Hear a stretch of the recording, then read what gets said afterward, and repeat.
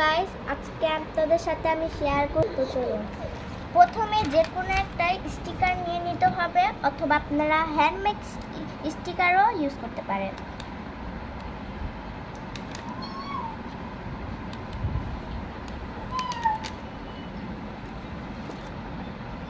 এবার স্টিকারটা এখানে লাগিয়ে নিব। এখন আপনারা চাইলে এইভাবে করে নিতে পারেন।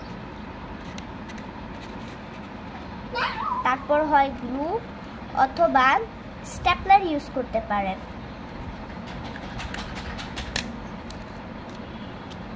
তারপরে এই সাইডটা এরকম ভাঁজ দিয়ে সুন্দরের জন্য এরকম করে নিতে হবে। দেখুন, এখন যাতে স্ট্যাপলারটা যাতে না দেখা যায়, এই কারণে স্ট্যাপলারটা পিছনের সাইডে দিয়ে দিবে।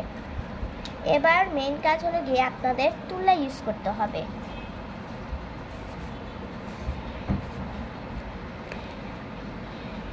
তারপরে এরকম করে নিতে হবে।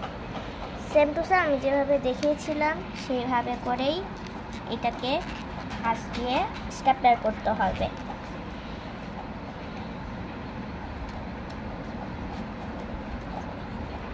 তৈরি হয়ে গেলে আমাদের স্কুল শীট। এখন আমি এখানে রেখে দিব।